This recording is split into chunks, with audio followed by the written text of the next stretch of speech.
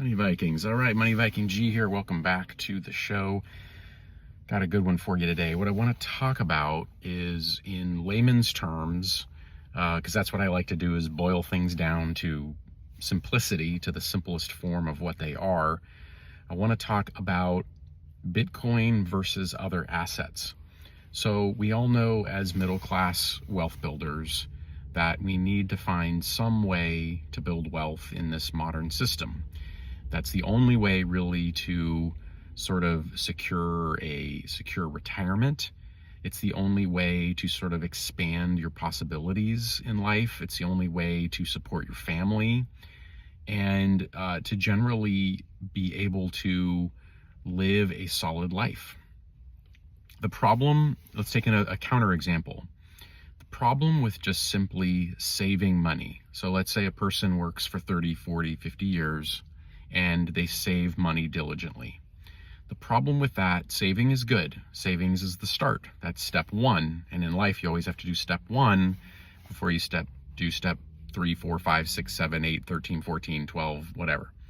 So step one is definitely saving money, but it cannot end there. If it ends there, a person will not build wealth. It's just a fact. The only exception to that rule is if you're a famous movie star or you are a famous sports figure. Yeah, maybe you're making so much money that you are able to just save money. Now, most of those people have crazy lifestyle creep and inflation of their lifestyle, so they really also need to invest. But for us as middle class wealth builders, we must invest. So how do you invest? You have to find investment vehicles.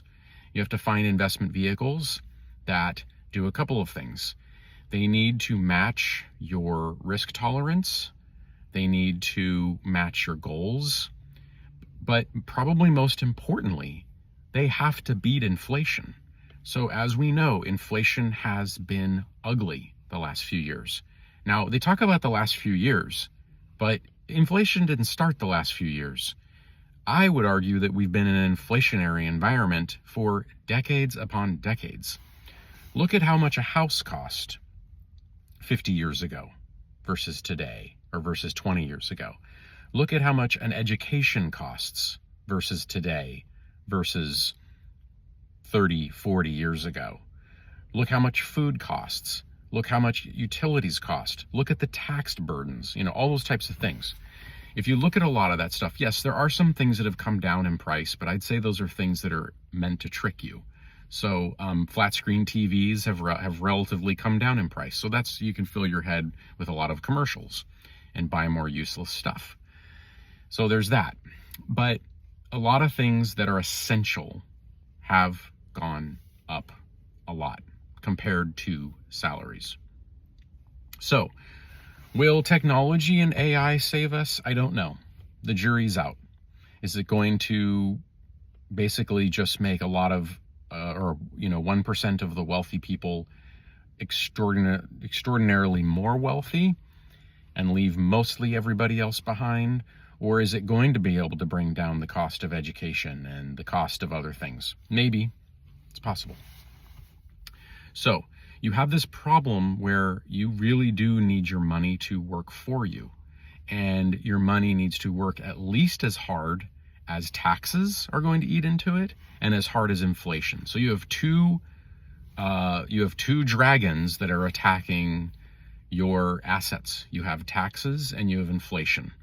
And I'm not really sure I see much sign of those either letting up too much. Will there be some adjustments here and there? Will it come down a little bit? Will it go up a little bit?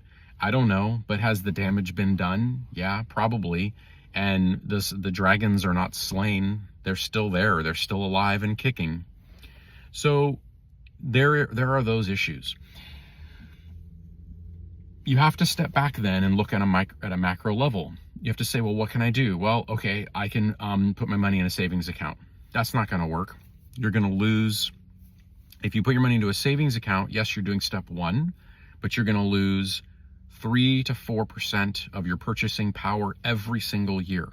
And that's going to go on for 30 or 40 years. Think about that at the end of a couple of decades. That money has completely lost its value. So you have that. Number two, I guess you could go another level up. You can put it in CDs. I like CDs, certificates of deposit. Great. Those are good, very safe, but they tend to pay very low rates. So you're going to get 3% on a CD, maybe 4%. So that's fine. So maybe you're basically just keeping up with inflation. Okay, so you've got the whole CD thing. That's fine. All right. Maybe you're just keeping up. So you're maybe staying afloat barely. All right. Next level up, you've got bonds. Bonds can be good. Okay, I'm not against bonds. They can be part of a strategic portfolio, but you're still not going to get crazy yields. You're going to get maybe 5-6% return if you're lucky. There are some tax advantage bonds that you could look into through municipalities. Those might be worth investing in. And again, I'm not against any of these things, but they have to be thought of as a strategic approach, a rounded out approach. All right. Next you have stocks. Broadly speaking, the stock market is probably not going to do as well in the next 10 to 15 years as it did the last 10 to 15 years. So you're kind of against some headwinds there. Will we eke out sort of that like average, if you're doing an S&P 500, are we going to get that 7 to 10% average? Probably, but you're probably not going to get much beyond that. So in that case, you're probably at least getting ahead slightly over time. Now it's going to take a long time. You're going to have to be in that baby for like decades for it to make a big, big difference in your life. So you've got that. Worth doing? Yes, of course. Especially if you're getting free money in form of a 401k match, then it's definitely worth doing. Okay, so you've got that. You have other levels you can go to. You have real estate investing. Okay, real estate investing, I'm a big fan, but look at it as a small business. It's a ton of work. It's also a ton of capital. It's a ton of work and capital up front, and it can be a moderate amount of work throughout. So you have to be prepared for that. You have to have the lifestyle, you have to have the skills for it. It takes people skills, business skills, handyman skills, tax skills, etc. Do you have to be the expert in all those fields? No, you don't. But you better find someone who can help you with those things if you're going to do that. So that's going to be quite a bit. You can buy a business. A business, basically, businesses are notoriously tons of effort and can be volatile. So you never know with a business. It could go very well. It can be very challenging, but that's another avenue. And finally, that leads me to Bitcoin. So I again believe it should be part of a strategically balanced portfolio. And I do believe in what Michael Saylor is saying. I think you're going to look at about a 30% average return, probably for the next 5-7+ years. That is really going to help a person supercharge their wealth building. Now, am I saying I'm putting like every dollar into that? No way, because something could happen. You never know. Something could happen to everything and every asset class we're talking about. But would it be prudent to put 10, 15, 20% into something that could pull in a 30% return? Yeah, that's probably a really nice way to maybe get ahead of the curve on your mortgage or get ahead of the curve on paying for an education, whatever it might be. So that's all I'm saying. Is it part of a strategically balanced portfolio? In my mind, it is. Not investment advice, but I'm just sharing what I'm doing. That's all we've ever done here, is we just share what we do in order for more people in the middle class to do better and better over time. I think that's what makes a country strong. So with that, thank you for watching. Appreciate it. See you on the next one, everybody. All right, bye.